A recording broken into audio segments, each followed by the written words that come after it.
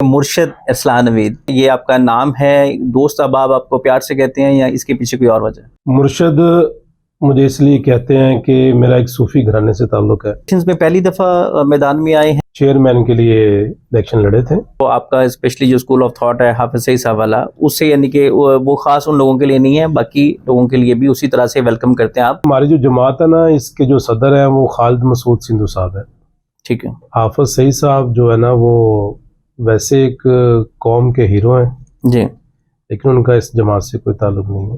अच्छा, हाफिज साहब नज़रबंद हैं या रियासत के मेहमान हैं? देखिए जी, नज़रबंद हैं। लोगों में एक तासुर पाया जाता है क्योंकि आपकी जमात पे माजी में अगर बात करें तो बहुत ज़्यादा इल्ज़ामात लगते रहे कि ये एक दहशतगर्द जमात है या आप लोग जिहाद का जो एक एलिमेंट है, तो ऐसे इल्ज़ामात के साथ अवाम तस्लीम कर रही है आपको? आप तो जो ना सरासर हकाइक से हट के बातें कर रहे हैं। ख़वातीन के लिए आप लोग क्या करेंगे या उनको कैसा होना चाहिए? एक खतून की तरबियत पूरे ख़ानदान की तरबियत होती है। ख़वातीन इस माशरे का सबसे अहम हिस्सा है।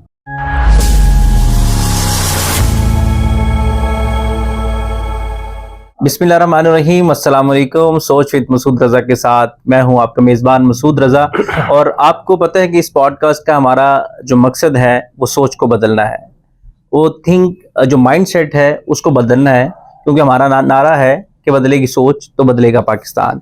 तो आजकल आपको पता है कि इलेक्शंस का माहौल बना हुआ है और चंद घंटे सिर्फ बाकी हैं, पाकिस्तान की जो आने वाली क़यादत है उसका फैसला होने वाला है।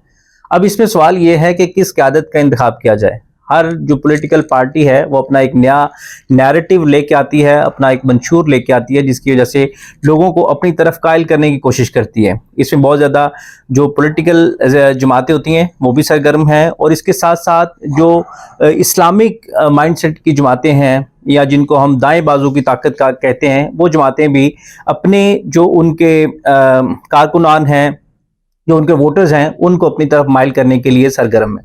तो आज हमारे साथ एक ऐसी पॉलिटिकल पार्टी के एक रहनुमा मौजूद हैं जिनको माजी में कई दफ़ा बैन किया गया, लेकिन ना तो उनके चाहने वालों की कमी हुई और ना ही अवाम में उनकी जो पजीराई है उसमें कोई कमी देखने को मिली। हमारे साथ मरकजी मुस्लिम लीग के रहनुमा मुर्शद अरसलान नवीद मौजूद हैं, जो PP 171 171 से उम्मीदवार हैं। तो आज हम उनसे जानते हैं कि उनका इंतखाब क्यों किया जाए, उनकी जो सियासी जमात है मरकजी मुस्लिम लीग, उनके पास ऐसा क्या है अवाम को देने के लिए कि अवाम उनका इंतखाब करें। सर, वेलकम टू सोच विद मसूद रज़ा। जी जी, बिस्मिल्लाह जनाब। कैसे हैं आप? खैरियत से हैं? जी अल्हम्दुलिल्लाह।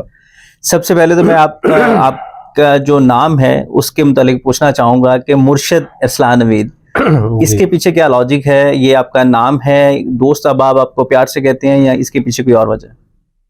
जी, मेरा जो असल नाम है ID कार्ड पे वो अरसलान नवीद है। मुर्शद मुझे इसलिए कहते हैं कि मेरा एक सूफी घराने से ताल्लुक है। जी।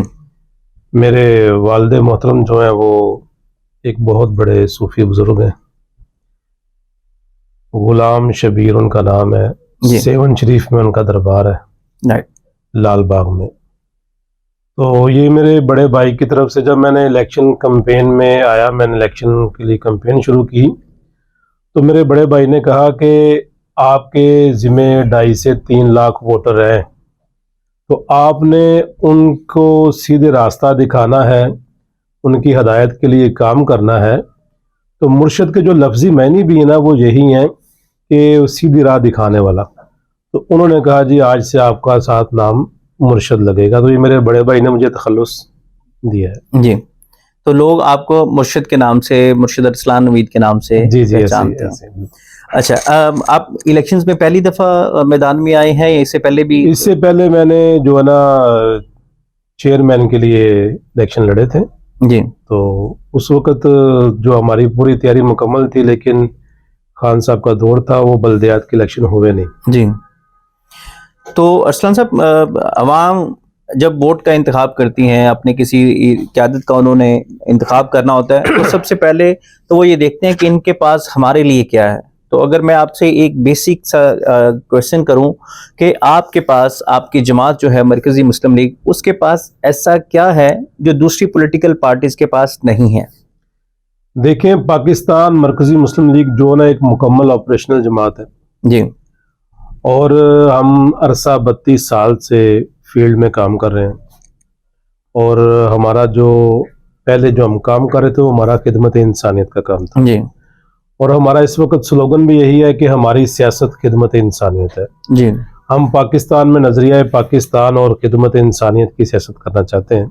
जी। तो जो हमारी जमात है अल्हम्दुलिल्लाह इसमें मुकम्मल हमारा एक पाक लायर्स फोरम के नाम से वकला का पैनल है जी जो तकरीबन 1400 वकीलों का पैनल है जी। अभी लाहौर बार के इलेक्शन भी हम जीते हैं माशाल्लाह। जिसमें मुनीर हुसैन भट्टी साहब जो है सदर बने और नसार अकबर भट्टी साहब सीनियर नायब सदर, बाकी पूरा पैनल है हमारा। इसके बाद हमारा ख़वातीन का मुकम्मल एक शोबा मौजूद है जो ऑपरेशनल है और हमारा यूथ का एक मुकम्मल शोबा मौजूद है जो अल्हम्दुलिल्लाह पाकिस्तान का सबसे स्ट्रॉन्ग यूथ का शोबा पाकिस्तान मरकज़ी मुस्लिम लीग के पास है। इसके अलावा हमारा मीडिया के जोन है वो काम कर रहे हैं।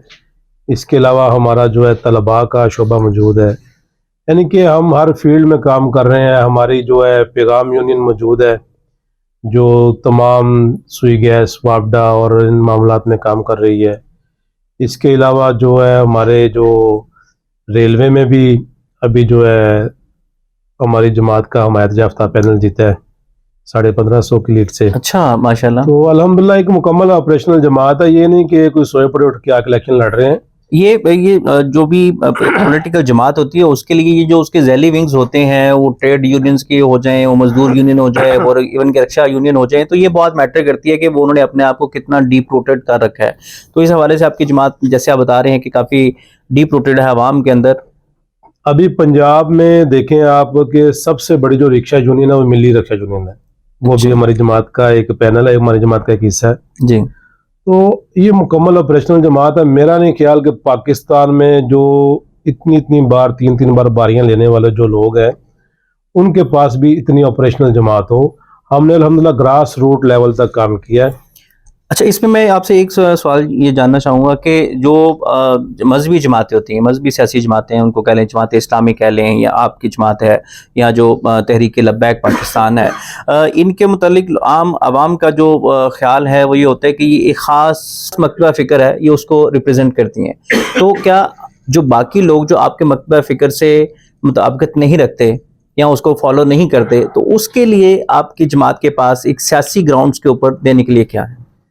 देखें, ये जो हमारी जमात है पाकिस्तान मरकज़ी मुस्लिम लीग, इसमें हर मकतबा फ़िक्र के लोग शामिल हैं।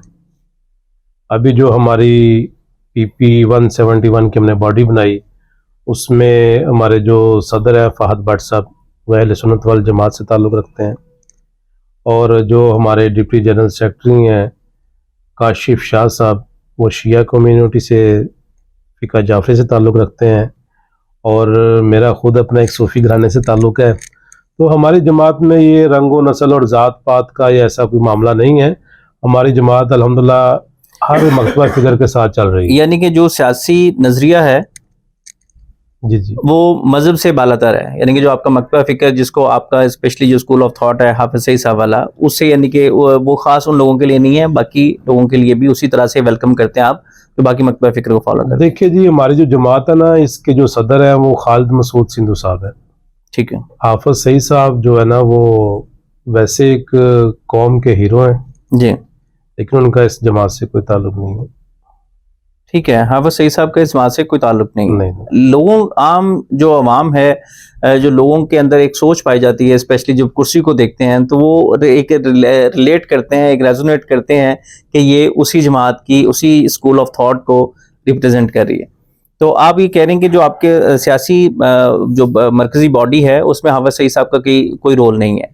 नहीं, देखिए हाफिज़ सईद साहब जो है ना वो तो जो हमारे हुक्मरान हैं इन्होंने प्रेशराइज होके अमेरिका और इंडिया से उनको नज़रबंद किया हुआ है, जो सरासर ज़्यादती है। वो तो मिल्लत इस्लामिया के कौम के हीरो हैं, उन्होंने पाकिस्तान में बहुत खिदमत का काम किया है और उनका एक किरदार है। तो हम तो दुआ गो हैं कि अल्लाह ताला उनको जल्द आज़ाद करे और ये जो जुल्म जो पाकिस्तानी गवर्नमेंट ने अमेरिका के कहने पे किया है इसको बंद किया जाए। अच्छा, हाफिज़ साहब नज़रबंद हैं या रियासत के मेहमान हैं? देखिए जी, नज़रबंद हैं। क्या उनकी नज़रबंदी सही मानों में नज़रबंदी है, या वो जो आवाम को एक आंखों में क्या धूल झोंकी जाती है उस टाइप? नजरबंद है भाईजान, प्रॉपर नजरबंद है, उनको नजरबंद किया हुआ। अच्छा, तो इस जमात पे पहले भी जो मरकजी मुस्लिम लीग है, ये इसको मिली मुस्लिम लीग के नाम से लोगों ने पिछले इलेक्शन में, स्पेशली 2018 हमारे इलेक्शन में मिली मुस्लिम लीग के नाम से हमदर्दियाँ लेने की कोशिश की या वोट लेने की कोशिश की। तो इस जमात के ऊपर पाबंदियाँ क्यों लगाई? देखिए, मिली मुस्लिम लीग और जमात थे, ठीक है, उनके जो अमीर थे ना, वो मेरा ख्याल है कि शायद कोई और थे। ठीक है। अभी ये जो जमात है पाकिस्तान मरकजी मुस्लिम लीग, इनके सदर हैं ये खालिद मसूद सिंधु साहब हैं, ये सुप्रीम कोर्ट के वकील हैं। तो आपकी जमात के हवाले से जो लोगों में एक तासुर पाया जाता है, क्योंकि आपकी जमात पे माजी में अगर बात करें तो बहुत ज़्यादा इल्ज़ामात लगते रहे कि ये एक दहशतगर्द जमात है, या आप लोग जो है दहशतगर्दी को प्रमोट करते हैं, या जिहाद का जो एक एलिमेंट है। तो ऐसे इल्ज़ामात के साथ अवाम तस्लीम कर रही है आपको? देखिए, आप तो जो ना सरासर हकाइक से हट के बातें कर रहे हैं। हमारा पाकिस्तान मरकजी मुस्लिम लीग अभी रिसेंटली तकरीबन कोई 1.5-2 साल पहले जमात बनी है, तो हम उसके ऊपर काम कर रहे हैं। आप जिस जमात का जिक्र करना चाह रहे हैं, मुझे नहीं पता आप क्या कहना चाह रहे हैं। यानी कि आपका उस जमात के साथ, उन इल्ज़ामात के साथ कोई ताल्लुक नहीं है? भाईजान, पाकिस्तान मरकजी मुस्लिम लीग एक मुकम्मल ऑपरेशनल जमात है, और इसके जो सदर हैं खालिद मसूद सिंधु साहब हैं, इंजीनियर आदिल खलीक साहब हैं जो लाहौर के सदर हैं, इंजीनियर हारिस डार साहब हैं जो मेरे ऊपर MNA के इलेक्शन लड़ रहे हैं और लाहौर के जनरल सेक्रेटरी हैं। तो ऐसी कोई बात नहीं है। ऐसी कोई बात नहीं है। हाफिज सईद साहब को क्या उनको डिस्कस कर सकते हैं हम आपके साथ? जी जी करें, आप क्यों नहीं, वो कौम के हीरो हैं। जी, पाकिस्तान में एक उनको बहुत इज्जत की निगाह से देखा जाता है, लेकिन इंडिया में उनको लेके एक बहुत सेंसिटिविटी मौजूद है। इंडिया में कोई भी अगर कोई बम धमाका होता है या कोई भी दहशतगर्दी होती है, तो फौरन से जो इंडिया की मीडिया की स्क्रीन के ऊपर तस्वीर चलाई जाती है, वो हाफिज साहब की चलाई जाती है। तो इंडिया आपसे इतना क्यों खाइफ है, या वो क्यों हाफिज साहब से इतना ज़्यादा उसको वो करते हैं? देखें जी कि हाफिज सईद साहब, मैंने पहले भी आपसे जिक्र किया कि वो कौम के हीरो हैं, और उन्होंने पाकिस्तान में हमेशा खिदमत का काम किया है। और ये सरासर जो इंडिया और इंडियन एजेंसी रॉक या प्रोपेगेंडा है जो नाजायज़ पाकिस्तान के ख़िलाफ़ करते हैं। हालांकि आप देखें कि पाकिस्तान में दहशतगर्दी में इंडिया खुद मुलव्वस है, और वो कुलभूषण यादव, वो या जितने भी ये अभी पीछे रिसेंटली आपके सामने 2 ईरान से आते हुए दहशतगर्द पकड़े गए हैं जो इंडियन रॉक एजेंट थे, जो पाकिस्तान में बम धमाकों में जो मुलव्वस थे। तो ये वो इंडिया तो सरासर जो ना वो झूठे इल्ज़ाम लगा रहे हैं, एक तो चोरी, ऊपर से सीना चोरी। अगर मरकजी मुस्लिम लीग इक़्तिदार में आती है, जी जी, आपके पास लोग आपको मुंतखब करते हैं अपनी क़यादत के तौर पर, तो इंडिया के साथ कैसे ताल्लुकात आप रखेंगे? देखिए, हमारा तो ये है कि सबसे पहले जो कायद-ए-आज़म मोहम्मद अली जिन्ना थे, उन्होंने फरमाया था कि कश्मीर पाकिस्तान की शारग है। अगर इंडिया कश्मीर को छोड़ दे, उनसे जो वोटिंग करवाई जाए, वो जिसके साथ मिलना चाहे उनके साथ मिले वो, और जो वो दहशतगर्दी पाकिस्तान के ख़िलाफ़ कर रहा है और इन हरकतों से बाज आ जाए, तो हमें तो कोई इतराज़ नहीं है अच्छे ताल्लुकात के लिए। अच्छा, इंडिया कश्मीर को क्यों छोड़ दे? आपको क्या लगता है कि ऐसा उसे क्यों करना चाहिए? देखिए, इंडिया जो कश्मीर जो है ये एक आज़ाद रियासत है, और आप देखेंगे इसकी जो करारदाद है वो UNO में भी मौजूद है, और वो पेंडिंग पड़ी हुई है, और इंटरनेशनल लॉ वाले जो है ना वो खामोश तमाशाई बने हुए हैं। उनको बाकी जो है ममालिक हैं वो तो नज़र आ रहे हैं जहाँ पर जुल्म हो रहा है। अब पाकिस्तान में एक मलाला उनको नज़र आ गई है, और अभी आप देखें कि एक जो दुनिया की सबसे बड़ी जेल बनी हुई है कश्मीर, वो उनको नज़र नहीं आ रहा।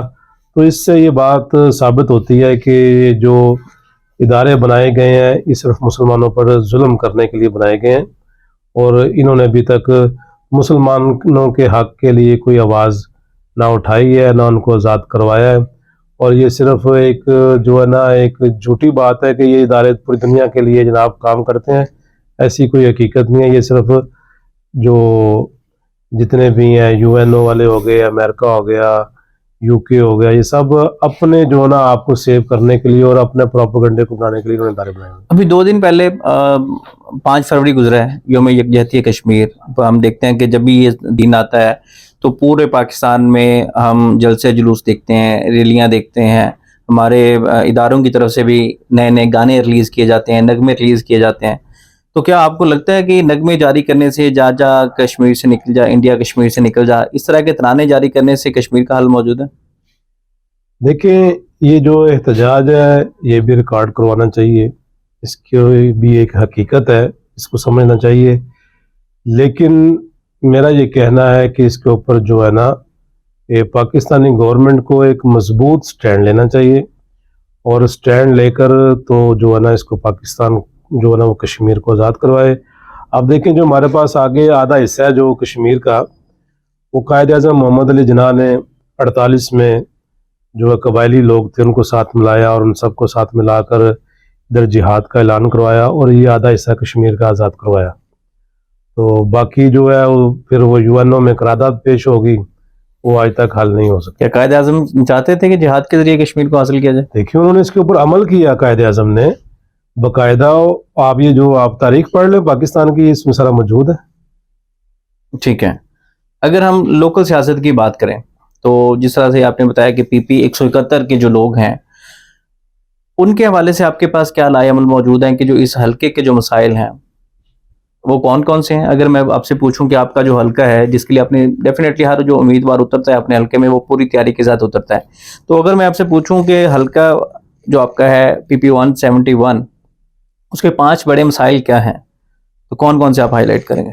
देखिए, सबसे पहले तो साफ पीने का पानी मौजूद नहीं है, और हम आज भी जो है ना ये बड़े नारे लगाते हैं, ये जो ना जिन्होंने 3-3 बार बारियां ली हैं कि हमने ये कर दिया, वो कर दिया, वो कर दिया, लेकिन हम आज 1947 से पहले जी रहे हैं।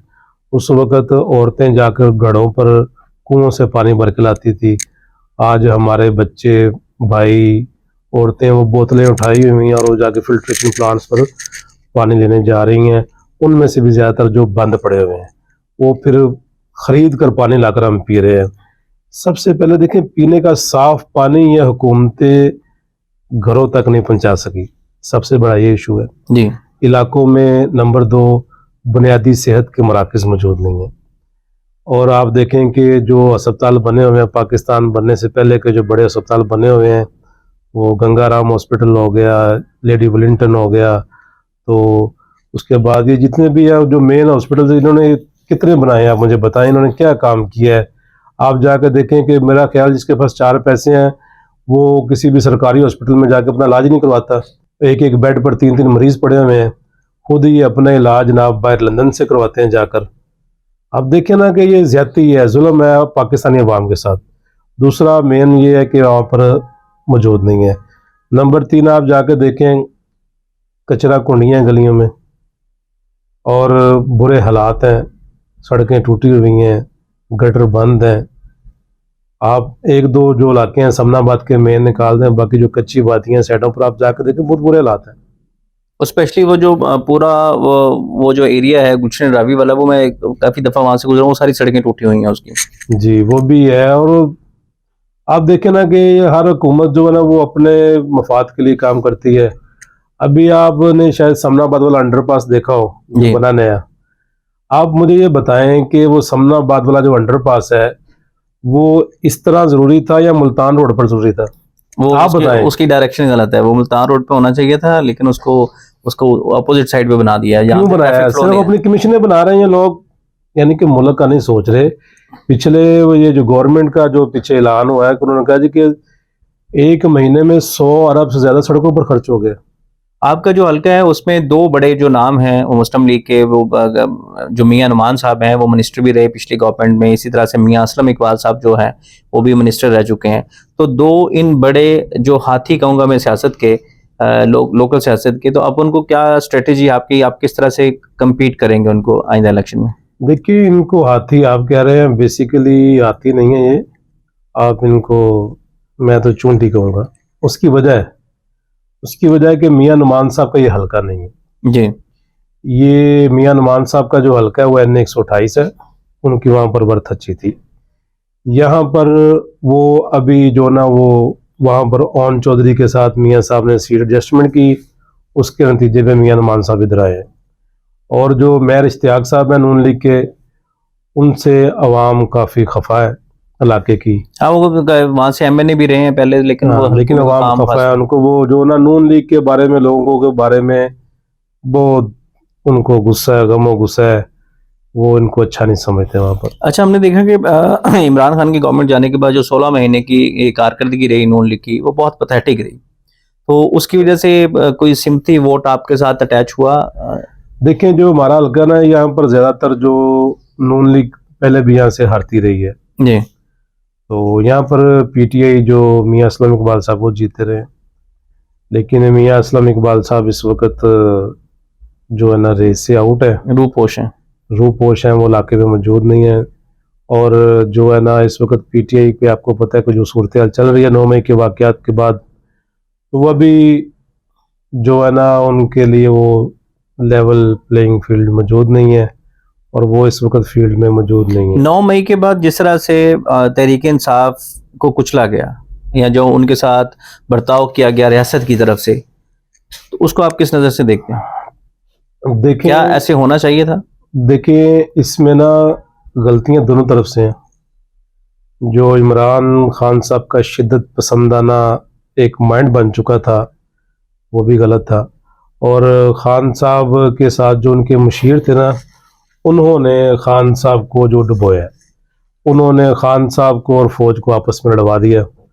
और ख़ुद वो आप देखें कि इतने वो मजबूत जो उनके खान साहब के दोस्त थे कि उन्होंने 10-10 दिन ही निकाले और प्रेस कॉन्फ्रेंस करके वो भाग गए। तो मैं कहता हूँ कि ये जो भी मामला हुआ है, कि जितने भी हमारे अदारे हैं उनसे भी मेरी ये रिक्वेस्ट है कि जो भी मामला हैं वो बैठ कर टेबल टॉक से हल किए जाएं, क्योंकि किसी भी चीज़ का जो है ना वो ऑपरेशन के साथ फिर हम देखें, हमारे भाई हैं सब, PTI वाले हैं चाहे नून लीग वाले हैं, अगर उनमें कोई मिस्टेक्स हैं तो उनको बैठ के समझाया जाए, इनकी तरबियत की जाए, ना कि उनके खिलाफ जो है ना इस तरह के ऑपरेशंस किए जाएं जिससे वो मुल्क के खिलाफ, जैसे एक 9 मई का वाक़या हो चुका है, कोई नया वाक़या हो, उस तरह से ना हो। हाँ। आपकी जो जमात है उसके ऊपर इल्जामात लगते रहे कि आपको रियासत ने हमेशा पैट्रोनेज किया, सियासत ने फैसिलिटेट किया आपको यहाँ तक पहुँचने में। इन इल्जामात बार ऐसी बात कर रहे हैं, ऐसी बात नहीं है भाईजान। मैं कह रहा हूँ हमारी जमात को तो बने भी 1 साल हुआ है,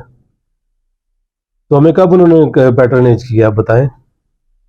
नहीं, एक तासुर यही है कि जो पहले जमात उद-दावा थी, उसके बाद वहां से मिली मुस्लिम लीग, और उसी के बाद मरकजी मुस्लिम लीग वहां से निकली। अब आप इस तरह से बिल्कुल एक स्वीपिंग स्टेटमेंट देख के तो हम इसको खत्म नहीं कर सकते ना। देखिए, एक लिंक तो रहा है ना।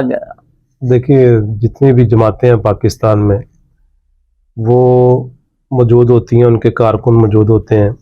अब वो पाकिस्तानी गवर्नमेंट ने जो उसको अपनी तहवील में ले लिया, अब वो जितनी भी वो यानी कि जो आप जमात दावा की बात कर रहे थे जी, अच्छा, वो जमात दावा के जितने भी इदारे हैं वो सब गवर्नमेंट की तहवील में, ठीक है, और वो गवर्नमेंट के इदारे हैं।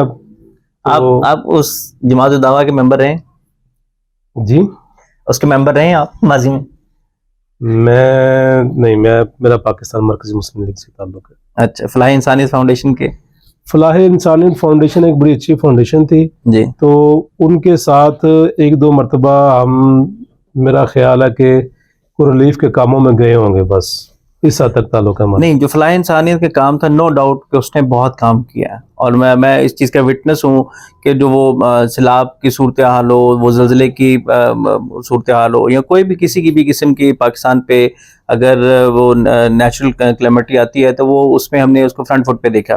तो रियासत की तरफ से उसको निशाना क्यों बनाया गया? जिस तरह बता रहे हैं कि रियासत ने उस पर टेक ओवर किया, वो क्यों किया? मैंने आपको बताया है कि जो ऐवानों में बैठे हुए हुक्मरान हैं ये सब गुलाम हैं। किसके? ये गुलाम इब्ने गुलाम है, यानी कि देखिए ना, हमने अंग्रेजों से तो आज़ादी ले ली। गुलाम किसके हैं? अब अंग्रेजों के गुलामों के गुलाम बने हुए हैं। गुलाम किसके हैं? जाहिर है, देखें जो IMF है वो आपको सऊदी कर्जे दे रहे हैं, और वो आपसे ऐसी शराइत रखते हैं कि ये करें वरना आपके कर्जे बंद कर देंगे। और वो कर्जे ऐसे हैं कि उनके साथ पाकिस्तानी मैशत को जकड़ा हुआ है इन्होंने। खान साहब कहते थे कि भाई हम अमेरिका के गुलाम नहीं बनेंगे, और उनको हटाने के लिए जो एक कॉन्स्पिरेसी की गई उनके खिलाफ, तो क्या आपको लगता है कि हम अमेरिका के गुलाम हैं? देखिए, नो डाउट अमेरिका जो है वो हर जगह पर अपने जो है ना वो पंजे गाड़ने की कोशिश करता है, और खान साहब ने जो नारा लगाया था ना कि हम अमेरिका के गुलाम नहीं बनना चाहते हैं, जो नारे लगाए थे सिर्फ नारों के हद तक था। ठीक है। आप देखेंगे सबसे ज्यादा कर्जे जो है पाकिस्तान की तारीख में खान साहब ने लिए, सूदी कर्जे। लेकिन उसमें ये ना कि पाकिस्तान उस विशेष सर्कल में बढ़ चुका है कि अब जो भी नई गवर्नमेंट आएगी, इवन कि आपकी भी अगर गवर्नमेंट आती है, तो आपने जो पहले कर्जे लिए हैं उनको तो वापस करना है ना। मैं आपको बताता हूँ, देखें, अल्लाह के नबी सल्लल्लाहु अलैहि वसल्लम ने जब मक्का से हिजरत करके मदीने आए, तो वहां पर आपने आकर, वहां पर उस वक्त भी ना जो यहूदी थे ना वो सूद पर कर्जे देते थे। आपने वो सूद से कर्जे लेकर माशरे की तकमील नहीं की। अल्लाह के नबी सल्लल्लाहु अलैहि वसल्लम ने फरमाया कि अंसार और मुहाजिरीन को भाई भाई बना दिया, और उनको आपस में कहा कि आप एक दूसरे के साथ ताउन करेंगे। किसी के पास 2 घर थे, उसने एक घर अपने भाई को दे दिया, किसी के पास कारोबार था, उसने दूसरे भाई को साथ शेयर होल्डर बनाया। तो पाकिस्तान मरकजी मुस्लिम लीग का भी ये विजन है कि जब हम इक़्तिदार में आएंगे, कि जितने भी सूदी कर्जे हैं इस बुत को हम तोड़ेंगे। जब तक ये नहीं टूटेगा तो पाकिस्तान की मईशत कभी भी ऊपर नहीं निकल सकती। इसमें तो कोई दो राय नहीं है कि जब तक पाकिस्तान, हम इंशाअल्लाह सूद के खिलाफ अलम जहाद बुलंद करेंगे। इन कर्जों के खिलाफ हम साफ कहेंगे कि जो कर्जे उन्होंने हमें दिए हैं उससे ज्यादा ही हमसे सूद ले चुके हैं। आप देखें ना, इस मरतबा 14,500 अरब का बजट पेश हुआ जो पिछले साल पाकिस्तान का, उसमें से 7,500 अरब जो है हमने सिर्फ सूद की किस्त पे की है के लिए, लेकिन हमारे कर्जे में 1 रुपए की भी कमी नहीं आई। तो इंशाल्लाह पाकिस्तान, क्योंकि हम कर्जे देने के लिए कर्जे ले रहे हैं, कर्जों की जो इंस्टॉलमेंट है उस पर सूद देने के लिए, फिर हम नए कर्जे लेते हैं, फिर उन पे ऊपर सूद देते हैं, और ये एक सर्कल है ये जो नहीं रुकने वाला। खवातीन के हवाले से हम देखते हैं कि वो मलाला यूसुफजई हो या जो बाकी खवातीन हैं इस माशरे में जो पाकिस्तान का नाम रोशन कर रही हैं, तो उनके हवाले से एक ख़ास किस्म की सोच पाई जाती है आपकी जो जमात है उसमें।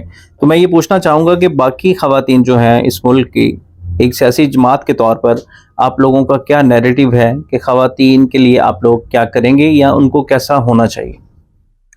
देखें, खवातीन जो है, खातून जो है ना, एक खातून की तरबियत पूरे ख़ानदान की तरबियत होती है। खवातीन इस माशरे का सबसे अहम हिस्सा है और ख़वातीन की तालीम और तरबियत के ऊपर हमारा पूरा फोकस है। पाकिस्तान के मरकज़ी मुस्लिम लीग के मंशूर में लिखा हुआ है कि हम इंशाअल्लाह ताला उनकी तालीम और तरबियत के लिए काम करेंगे। जब वो पढ़ी लिखी होंगी तो फिर वो इंशाअल्लाह ताला उनके लिए हम जो है इस वक्त फ्रीलांसिंग के कोर्स करवा रहे हैं। अच्छा जी, अभी हमने पिछले रिसेंटली जो ना पिछले माह हमने 2 कोर्स करवाए हैं डिजिटल मार्केटिंग के। अच्छा, आप इस चीज़ों पे यकीन रखते हैं, डिजिटल मार्केटिंग और डिजिटल? जी, हमारे बाकायदा सेशंस चले हैं पीछे 2-2 महीने के, 2 कोर्स हमने करवाए हैं। अभी नेक्स्ट हम एक इससे बड़ा प्लान कर रहे हैं, और हम ये digital marketing, freelancing, video editing, graphic designing, ये बच्चों को हुनर सिखा रहे हैं, ख़वातीन को हुनर सिखा रहे हैं, क्योंकि हम ये चाहते हैं कि आप ये देखें ना, मोबाइल है ना, पाकिस्तान की 90% जो यूथ है उसको ये पता नहीं है किस लिए है, इसका इस्तेमाल कैसे किया सिर्फ वो फेसबुक इस्तेमाल कर रहे हैं और जनाब वो वीडियोस देख रहे हैं और वक्त ज़ाया कर रहे हैं। अगर एक बच्चा या खातून इसको सीख लेती है, इसको कोर्सेज को कर लेती है, तो 50,000 1 लाख रुपया महीना घर में बैठ के कमाना कोई मुश्किल बात नहीं है। ये मुझे सबसे ज़्यादा इंटरेस्टिंग लगा आपके जो मंशूर है उसके अंदर अगर ये चीज़ है तो आई मस्ट अप्रिशिएट इट कि ये बहुत अच्छा काम है। और पाकिस्तान का सिर्फ एक ही हल है कि हम डॉलर्स कमाएं, डॉलर्स इस मुल्क में आएंगे तो हालात बदलेंगे। और ये मुझे बहुत अच्छा लगा कि आपका अगर जमात इन ग्राउंड्स के ऊपर सोच रही है कि खवातीन को स्पेशली बाकायदा हमारे कोर्सेज चले हैं इस चीज़ के ऊपर, हम काम कर रहे हैं और आगे इंशाल्लाह नेक्स्ट हम ये भी इलेक्शन के दिन आगे थे बीच में, आगे बड़ा प्लान कर रहे हैं। अच्छा, दूसरा कि अगर अल्लाह आपको कामयाब करे, आप जीत चाहते हैं और अगर पंजाब में जो गवर्नमेंट बनती है तो आप किसकी तरफ जाना पसंद करेंगे? आपको क्या लगता है कि किस जमात के साथ आप ज़्यादा कंफर्टेबली रहेंगे? आप इत्तेहाद करेंगे किसी सियासी जमात के साथ, मुस्लिम लीग नून के साथ या PTI के साथ? देखिए, ये सवाल मेरे से बड़ा है ये जो हमारे कायदीन है ये फैसला उन्होंने करना है। आपकी क्या ओपिनियन है? अगर मैं आपसे पर्सनल ओपिनियन पूछूं कि मुर्शद अरसलान नवीद जो अगर जीत जाते हैं और उनको अगर ऑप्शन दी जाती है पार्टी से बालातर होके, तो वो किस पार्टी की तरफ जाना चाहेंगे, मुस्लिम लीग नून या पीटीआई? ये मुश्किल से सवाल आपने कर लिया है। ठीक है, देखें, मेरा ख्याल है कि जो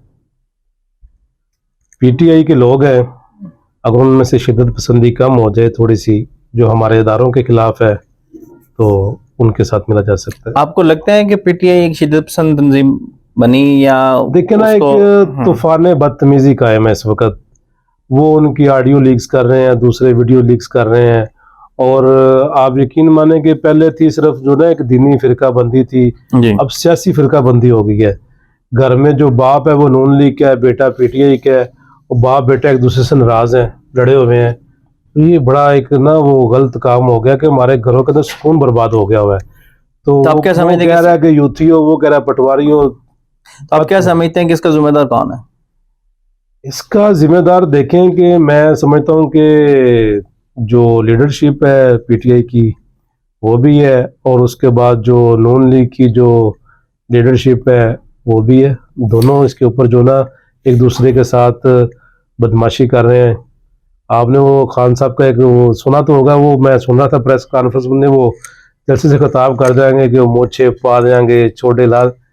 अब देखिए, आप एक उम्मत मुस्लिमा के लीडर हैं, पाकिस्तान को पूरी दुनिया के मुस्लिम ममालिक एक हीरो के नजर से देखते हैं, तो उसका लीडर ऐसी बातें करे तो वो अच्छी बात नहीं है। नहीं, ये देखें, ये तो 90 की दहाई में अगर हम देखेंगे पीपल्स पार्टी और मुस्लिम लीग नून एक दूसरे पे क्या क्या इल्जामात नहीं लगाते रहे। अब वो पीपल्स पार्टी वाले इल्जामात लगाते रहे हैं कि जो मियाँ साहब ने, उनकी जो लीडर थी उसकी तस्वीरें, बरहना तस्वीरें जो थी वो फेंकी गई जहाज़ों से, और इसी तरह से कुत्ते नहलाने वाली कहा गया, और वो इसी तरह से मियाँ साहब के ऊपर इल्जामात लगते हैं। तो इसको तो हम ये नहीं कह सकते कि ये आज के दौर में हो रहा है, ये तो 90 की दहाई के, आप तो स्पेशली आपने तो विटनेस किया होगा कि तब भी ये चीजें मौजूद थी। देखें, ये चीजें अगर 200 साल पुरानी भी हों तो गलत है, ये 200 साल बाद भी हों तो गलत है।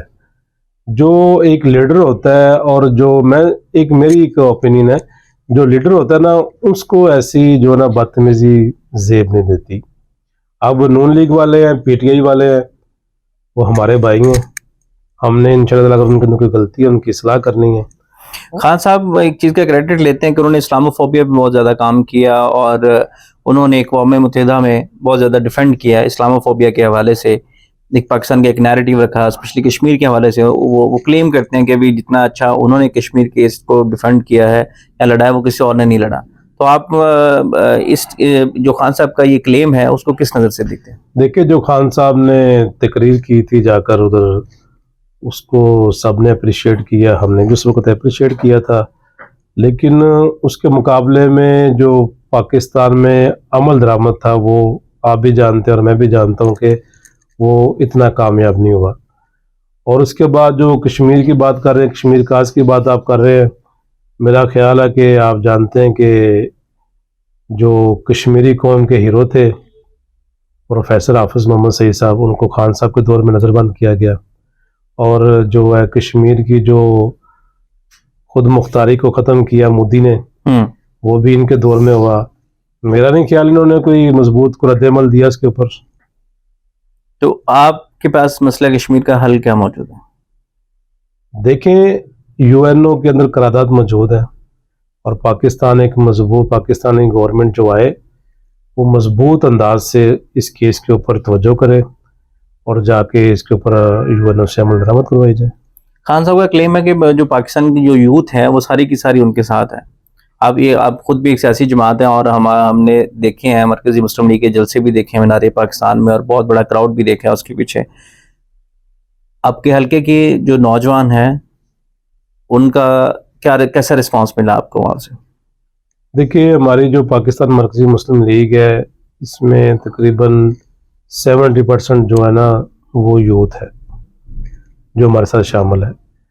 क्योंकि यूथ जो है, जब से ये पीटीआई के खिलाफ ऑपरेशन चल रहे हैं, उनके लिए एक बंद गली वाला माहौल बन गया था, तो उनके पास कोई प्लेटफार्म नहीं था जी। तो वो काफ़ी दोस्त हैं जो यूथ के जो हमारे साथ शामिल हुए हैं, जो पीटीआई के कोई यूथ काउंसलर थे, कोई जनरल काउंसलर थे, उन्होंने हमें ज्वाइन किया, हमारे साथ काम कर रहे हैं। अगर आपको किसी एक सियासी जमात, मजहबी सियासी जमात से इत्तेहाद करने का मौका मिले तो आप तो किसको सिलेक्ट करेंगे, जमात इस्लामी या तहरीक लब्बैक? देखिए, जमात इस्लामी ये सिराजुल हक साहब भी नेक इंसान है, तहरीक लब्बैक भी एक दीनी जमात है। तो मेरा तो मशवरा है कि सबको इकट्ठे होकर, अगर ये सब दीनी जमातें इकट्ठी हो जाए, एक जमात बन जाए, तो पाकिस्तान में इनसे बड़ी सियासी जमात कोई मौजूद ही नहीं है। मौलाना फजलुर रहमान पीडीएम बनाते हैं, कभी कोई इत्तेहाद बनाते हैं, कभी कोई इत्तेहाद बनाते हैं। हर इलेक्शन से पहले जो JUIF है वो अपना एक इत्तेहाद बना लेती है किसी ना किसी सियासी, लेकिन हम उसमें देखते हैं कि वो दूसरी सियासी जमातों के साथ तो कंफर्टेबल होते हैं, लेकिन जो मजहबी जमातें हैं उनके साथ हमें ऐसा इत्तेहाद क्यों नहीं देखने को मिलता? देखिए, उनकी एक अपनी सोच है, तो वो हमेशा जो है ना ऐसी सियासत करते हैं कि वो ईवानों के अंदर रहें। तो आप लोगों ने ये रास्ता नहीं लिया कि कोई ऐसी सियासत की जाए जिससे सारे खुश भी रहें और हमें ईवानों में भी जगह मिलती रहे? नहीं, हमने सबको खुश नहीं रखना, हमने पाकिस्तानी कौम को खुश रखना है और अल्लाह की रज़ा को खुश रखना है। तो जो सफ़र होता है, वो जो सीधा रास्ता होता है ना, थोड़ा सा मुश्किल होता है। शॉर्टकट्स तो हमारे लिए कई ऑप्शंस हमारे लिए आए हैं और कई जगह से ऑफर्स भी आई हैं हमें, लेकिन इंशाल्लाह ताला हम जो है सीधे रास्ते पर चलेंगे और इंशाल्लाह उम्मीद है कि आप देखेंगे इस मरतबा इलेक्शनों में हम सरप्राइज देंगे। साद रिजवी के साथ इत्तेहाद हो सकता है? जी, वो भाई हैं हमारे, ऐसा कोई मसला नहीं, वो हमारे दोस्त है। अगर जो हमारे कायदीन है हमारी जमात के, खालिद मसूद सिंधु साहब हैं, अगर वो मुनासिब समझें, साद रिजवी साहब समझें, तो बैठकर बातचीत करनी चाहिए। जिस तरह बाकी सियासी जमातों ने सीट एडजस्टमेंट की है, आपके ही हल्के में जो ओन चौधरी साहब हैं उनको एडजस्ट किया गया मुस्लिम लीग नून की तरफ से, और इसी तरह से बाकी भी जगहों पे, वो जहांगीर तरीन का हल्का हो या बाकी जगहों पे हो, तो काफ़ी ज़्यादा जमातों ने सीट एडजस्टमेंट की। किसी जगह पे वो जो GDA और जो JUIF है उन्होंने की है, कहीं MQM नून लीग ने की है। तो क्या दीनी जमातों में ऐसी एडजस्टमेंट नहीं हो सकती कि हम कोई ऐसा इत्तेहाद बना लें और मुख्तलिफ जगहों पे सीट एडजस्टमेंट करते हुए अपना एक खास जो वोट बैंक है उनको इंटैक्ट कर सकें? देखिए, मेरी तो ख्वाहिश है ये होना चाहिए जी। तो बाकी इंशाल्लाह भी जो ये कायदीन का काम है उनको मैं मशवरा भी दूंगा कि बैठ के अच्छे तरीके से मामले को हल करें। चलें, अब जाते जाते मैं आपसे चाहूँगा कि आप जो आपके हल्का की आवाम है PP 171, उनके लिए अगर मैं आपसे पूछूं कि 5 ऐसे काम जो आप उनके लिए करेंगे, अगर वो आपको अपना जो MP है वो मुंतखब कर लेते हैं, तो आप उनको क्या खुशखबरी देंगे कि आप उनके लिए क्या क्या करेंगे, आपकी प्रायोरिटीज़ क्या होंगी इसमें? देखिए, हम सबसे पहले आपको बताया कि साफ पानी का इशू है, उसका जो बंदोबस्त करेंगे। उसके बाद जो सफाई के इंतज़ामात हैं इसके ऊपर हम गौर करेंगे। जो अस्पताल हैं उनको मुकम्मल ऑपरेशनल्स करेंगे, सेहत के मराकज़ बनाएंगे। इसके अलावा जो हम इलाके की जो कच्ची आबादियाँ हैं उनके ऊपर फोकस करेंगे। अब देखें ना, आप जो बजट आते हैं तो वो पूरे लाहौर का बजट होता है जी, लेकिन आप देखें कि गुलबर्ग, DHA, यहाँ पर सारे फंड्स खर्च होते हैं और जो गरीब लोग हैं, जो कच्ची आबादी हैं, उनके ऊपर खर्च नहीं होते। यानी कि इंसान की कदर व कीमत एक जैसी होनी चाहिए। अगर उनके ऊपर भी गवर्नमेंट सरमाया खर्च करे तो वो, मेरा ख्याल है, वहाँ पर बहुत से बच्चे ऐसे हैं जो आने वाले वक्त के लीडर बन सकते हैं। तो क्या आपने उन कच्ची आबादियों को टारगेट किया वोट लेने के लिए वहां से? जी, हमारा उधर पूरा एक प्रॉपर राब्ता है और हमारे साथ वो मिलकर काम कर रहे हैं, हमारी टीम का हिस्सा है वो। वज़ीर आज़म किसको देख रहे हैं आप? ये थोड़ा मुश्किल सवाल आप कह रहे हैं। बहरहाल, जो नवाज शरीफ साहब आए थे पाकिस्तान में एक सुहाना ख्वाब लेकर, उनको वो अवाम में पजीराई नहीं मिली। हम इलाके में कंपेन कर रहे हैं, अवाम इनको लाइक नहीं करती। अगर यंग लीडरशिप की बात करें तो कौन सा जो आपको लगता है कि किसमें पोटेंशियल है, अपनी जमात के अलावा किसमें पोटेंशियल है कि वो मुल्क के लिए कुछ कर सकता है, बिलावल भुट्टो या मरियम नवाज? बिलावल भुट्टो जो है वो अभी नारे लगा रहे हैं, अभी बच्चे हैं और नौजवान क़यादत है। और मरियम नवाज साहिबा जो इन्होंने जो वीडियो लीक्स की, जो सियासत पीछे की है, तो मेरा तो ये एक ज़ाती राय है कि इन दोनों को नहीं आना चाहिए। किसी मैच्योर और अच्छे इंसान को आना चाहिए आगे, जो इस मुल्क को लीड करे। अब ये पाकिस्तान जो है ना, तजर्बों के लिए नहीं है, बहुत तजर्बे हो चुके हैं। अब इससे आगे अगर तजर्बे करेंगे तो पाकिस्तान के इस वक्त हालात बहुत ज़्यादा ख़राब हैं। आप यकीन माने कि जिस तरह 1971 में हालात ख़राब थे ना जी, सेम उसी तरह इस वक्त भी हालात ख़राब है। और अगर अब इस पाकिस्तान को कोई अच्छा लीडर नहीं मिलता, लेकिन इस कौम को नहीं संभालता, तो पाकिस्तान में लेकिन यहाँ पे हमेशा हम देखते हैं कि अक्सरियत हार जाती है और अस्करियत जो है वो जीत जाती है। तो जो मुक़्तदर हैं इस मुल्क के, तो वो तो बज़िद हैं कि हमने इसी को लेके आना है। तो इस पे क्या कहेंगे आप? देखिए, उनका एक अपना माइंडसेट है, लेकिन जिस बंदे की सिलेक्शन भी होती है ना, उसको भी जो ना वहाँ में कुछ पजीराई मिलनी चाहिए, वो नहीं है उनकी। आप फील्ड में जाकर देखें, लोग इनको गंदी गालियाँ निकाल रहे हैं, इनको कूड़े के छापर मार रहे हैं, लोग इनसे इतनी नफरत करते हैं। 8 फरवरी को इलेक्शन होने जा रहा है, सिलेक्शन होने जा रही है? इंशाल्लाह इलेक्शन होगा। इलेक्शन होगा। और अगर मरकजी मुस्लिम लीग जीतती है तो वज़ीर आज़म का उम्मीदवार कौन होगा? देखें, ये तो हमारी जो जमात की काबीना है वो डिसाइड करेगी। तो मैं आपसे पूछना ना ये चाहूँगा कि आपने कहा कि हम काफ़ी जो काम है, जिस तरह से आपने बताया कि अपने ख़वातीन के लिए काम कर रहे हैं, उनको कोर्सेज करवा रहे हैं फ्रीलांसिंग के, डिजिटल मार्केटिंग के, तो इसके अलावा और कौन कौन से फलाही मंसूबे हैं जो आपकी जमात ऑलरेडी कर रही है? देखिए, जितने भी सियासी जमातें हैं उनका ये नारा है कि जब हम इक़्तिदार में आएंगे, हमें फंड्स मिलेंगे, उसमें से 80% हम खाएंगे और 20% लगाएंगे। लेकिन पाकिस्तान मरकज़ी मुस्लिम लीग इसके बिल्कुल मुतबादिल है। पाकिस्तान मरकज़ी मुस्लिम लीग अपनी मदद आपके तहत इस वक्त लाहौर में 100 से ज़्यादा सस्ते रोटी के तंदूर चला रही है। अच्छा, जहाँ पर 10 रुपए की रोटी सेल हो रही है। ये किन किन इलाकों में? ये सभी इलाकों में, पूरे लाहौर में, हर एन ए में मौजूद है, हमारे एन ए पीपीज में। हमारा ये टारगेट है कि हमने हर यूसी लेवल पर एक सस्ता रोटी का तंदूर, अच्छा, एक सस्ती सब्जी की दुकान जहाँ पर जो ना सस्ती सब्जी मिलेगी, और एक free dispensary, water filtration plant. इसमें से हम तकरीबन जो मेरी जो यूसीज है ना वो पीपी की वो 20 है। ठीक है। प्रॉपर जो है वो 16 है, लेकिन बाकी 4 जो है, किसी के 2 ब्लॉक कोड है, किसी के 3 है। तो वो मेरी 16 में से तकरीबन 8 जो है वो मुकम्मल हो चुके हैं, जहाँ पर हमारे सस्ते रोटी के तंदूर और सस्ती सब्जी की दुकानें, वाटर फिल्ट्रेशन प्लांट, और इस वक्त हम 2 फ्री डिस्पेंसरियां अपनी पीपी में चला रहे हैं। और उनको फंड कौन करता है? वो फंड हम जो इलाके के जो मोहसिनीन हैं उनको तरकीब दिलाते हैं, कुछ अपने पास से खर्च करते हैं, और जो हमने ना यूसीज की बॉडीज बनाई हुई। नहीं, ये तो बहुत अच्छा नैरेटिव है, क्योंकि आज के दौर में एक गरीब आदमी के लिए घर की रोटी पूरी करना ही मसला है। जब यानी कि आप कह रहे हैं कि 10 रुपए की रोटी है मार्केट में, क्योंकि वो रोटी जो है तो रोटी और नान 25-30 रुपए के मिलता है, और सब्जियां भी इसी तरह से, यानी कि 100-150 से कम सब्जी तो मिलती नहीं है। तो आप बता रहे हैं कि आप सस्ती सब्जी भी दे रहे हैं और सस्ती रोटी भी दे रहे हैं, और पानी के फिल्ट्रेशन प्लांट भी हैं, और उसमें साथ आप डिस्पेंसरीज भी चला लें। ये तो बहुत अच्छा काम कर रहे हैं, और मेरा ख्याल कि एक जो आम वोटर होता है उसके लिए यही चीजें इंपॉर्टेंट होती हैं। सब चीजें हम अपनी मदद आपके तहत कर रहे हैं। तो आप देखें कि जब अभी हमारे पास कोई गवर्नमेंट के बजट नहीं है, तो इस वक्त हम ये काम कर रहे हैं। जब हमारे पास गवर्नमेंट के बजट होंगे तो फिर सोचे हम इंशाल्लाह ताला इस इलाके को कैसे रोशन करेंगे।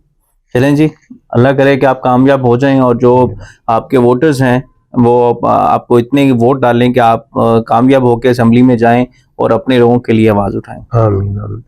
मैं आखिर में ये बात कहना चाहूँगा अपने हलके की आवाम से कि इन्होंने, सब दोस्तों ने, भाइयों ने, बहनों ने, बुज़ुर्गों ने हमें इलेक्शन कैंपेन में बहुत ज़्यादा हमें उन्होंने ऑनर दी, इज़्ज़त दी। मैं उन सब का शुक्रिया अदा करता हूँ। और आखिर में मैं उनको एक पैगाम देना चाहता हूँ कि जो हमने पीछे 2-4 माह वर्किंग की है इलेक्शन कैंपेन के हवाले से। इसका नतीजा 8 फरवरी को निकलना है और 8 फरवरी जो है वो फैसले का दिन है और 50% इलेक्शन जो है वो 8 फरवरी वाले दिन लड़े जाएंगे। तो जिस तरह सब दोस्तों भाइयों बहनों ने हमारा साथ पहले दिया है, 8 फरवरी वाले दिन भी भरपूर कोशिश करके कुर्सी पर मोहर लगवाएं और मुझे कामयाब बनाएं। मैं इंशाल्लाह ताला आप सब जितने भी मेरे इलाके के लोग हैं उनका इंशाल्लाह खिदमत गुजार हूँ। बहुत शुक्रिया जी। मुर्शिद अरसलान नवीद साहब हमारे साथ मौजूद थे, मरकज़ी मुस्लिम लीग के रहनुमा हैं और हल्का PP 171 से वो MP के उम्मीदवार हैं। हमने आज की पॉडकास्ट में ये कोशिश की कि उनसे मुल्की मसाइल के हवाले से भी बात की जा सके और जो इलाकाई मसाइल होते हैं उनके हवाले से भी उनसे बात की जाए कि उनके पास अपनी आवाम को देने के लिए, अपने जो वोटर्स हैं उनको देने के लिए क्या है। तो उन्होंने जो उनके हल्के के 5 बड़े मसाइल हैं उनको भी हमने डिस्कस किया और उनका हल भी उनसे पूछने की कोशिश की कि उनके पास इनका क्या हल मौजूद है। उम्मीद है कि आपको पॉडकास्ट पसंद आई होगी। अगली वीडियो में फिर हाजिर होंगे। मुझे दीजिए इजाज़त। अल्लाह निगहबान।